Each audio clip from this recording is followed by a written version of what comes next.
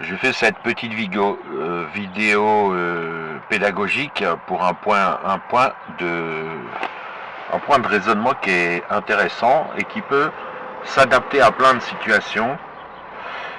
Il y a une technique de propagande qui consiste à traiter de racistes les gens qui critiquent l'islam, etc., etc., hein, je veux dire, mais je vais prendre ce point précis de l'islam. Parce que on a une déferlante, alors déjà je l'ai souvent expliqué, de nos jours, fasciste, raciste, faf, tout ça, ce sont des insultes qui sont exactement utilisées dans le même mode opératoire que fils de pute, etc. C'est-à-dire, ce ne sont pas, les gens qui vous accusent d'être raciste ne pensent pas ce qu'ils disent. Ça n'a pas, bon, ça tout le monde le sait, mais ça n'a plus la valeur d'une affirmation. C'est devenu une insulte, une déclaration d'hostilité, si vous voulez. Tu penses pas comme moi, t'es raciste. Enfin, tu penses pas comme LFI ou comme l'islam, t'es raciste.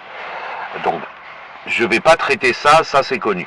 C'est la même chose que fils de pute. La personne qui vous traite de fils de pute, elle ne pense pas ce qu'elle dit. Elle ne pense pas que votre maman est une prostituée. Elle vous connaît pas. En général, on est sur Twitter, etc. Bon, pour raciste, pour facho, pour farce, tout ça, c'est pareil.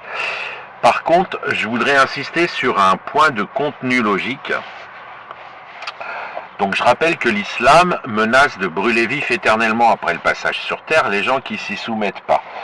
Et ça, c'est un chantage qui a énormément de conséquences, à la fois politiques, géopolitiques, sociétales et sociales. C'est-à-dire que l'islam détruit les sociétés dans lesquelles il arrive, puisqu'il va s'imposer, en général par la force, mais même s'il ne s'impose pas par la force, il va imposer une sorte d'attention sur cette affirmation. Et dès lors, il va provoquer des réactions de résistance, effarouchées, outragées, scandalisées, tout ce que vous voulez. Mais encore une fois, ce qui est très important, c'est que on va supposer cette affirmation, que les gens qui refusent de devenir les esclaves des musulmans ou de l'islam vont brûler vifs éternellement après le passage sur terre. On va supposer que c'est vrai.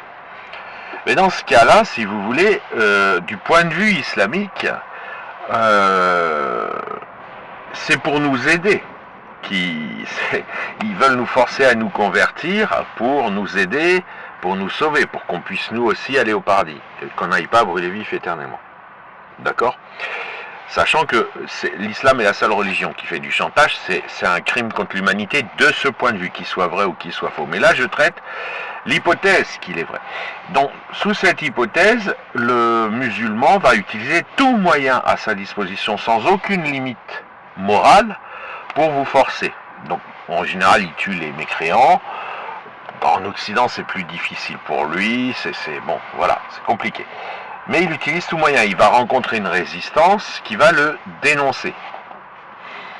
Mais du point de vue islamique, c'est normal de traiter de raciste, d'islamophobe, de tout ce que vous voulez, les gens qui résistent, puisque ça fait partie des moyens à utiliser pour forcer les gens à se soumettre à l'islam.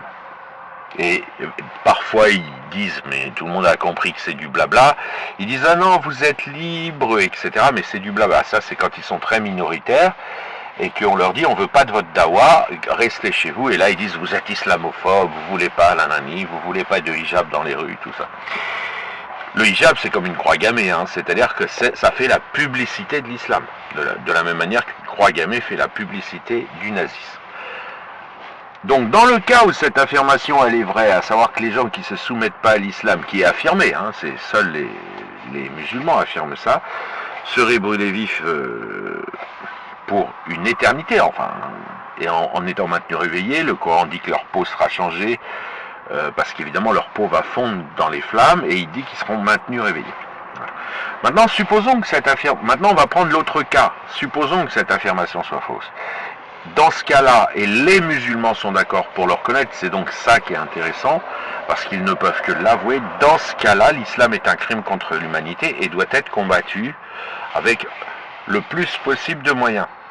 Et je rappelle que si 3 égale 10, alors Macron mesure 50 mètres de haut. Hein. C'est-à-dire que quand quelque chose est faux après le si, la phrase entière est automatiquement vraie.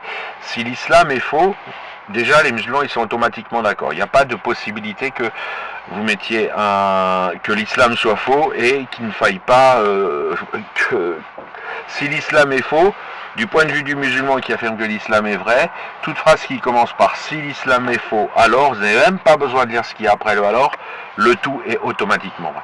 Maintenant, soyons plus dans la vox populi, c'est-à-dire ne faisons pas de maths.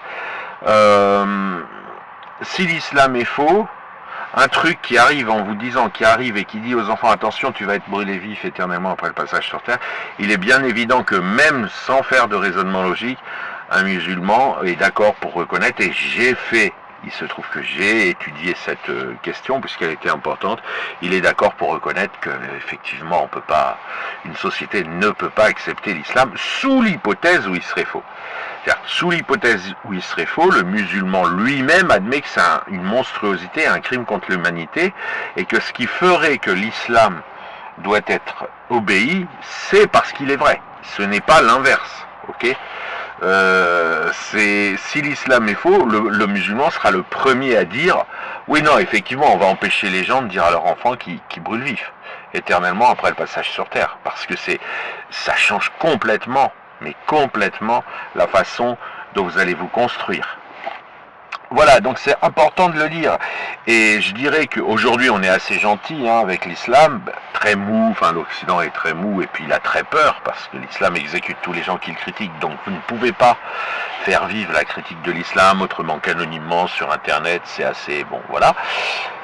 Mais il est important de rappeler que quand un musulman vous traite de raciste, d'islamophobe, de tout ce que vous voulez, qui vous insulte parce que vous résistez à l'islam et que vous critiquez l'islam, il est important de rappeler qu'il s'appuie pour ce faire sur l'affirmation que l'islam est vrai. C'est-à-dire qu'il ne dit pas ça, il ne vous traite pas de tous les noms comme ça pour le plaisir. Il vous traite de tous les noms parce qu'il pense que vous contribuez à répandre la mécréance, le doute, et donc que vous contribuez à envoyer les gens au feu après le passage sur terre. C'est pour ça qu'il vous insulte, le musulman. C'est parce qu'il veut que le chantage soit maintenu, et il sent très bien que dans un monde qui ne croit pas à l'islam, ce sera contesté. Mais il est le premier à reconnaître que si c'est faux, ce chantage est une monstruosité. Mais le musulman, il dit ça vient d'Allah, donc, il dit ça vient d'Allah, j'y crois, c'est vrai, et il ne faut pas contester cette monstruosité. Il n'y a personne qui est capable de plus torturer, même les pires monstres de l'humanité, que ces annonces de torture présentes dans le Coran pour ceux qui auraient refusé de se soumettre à l'islam.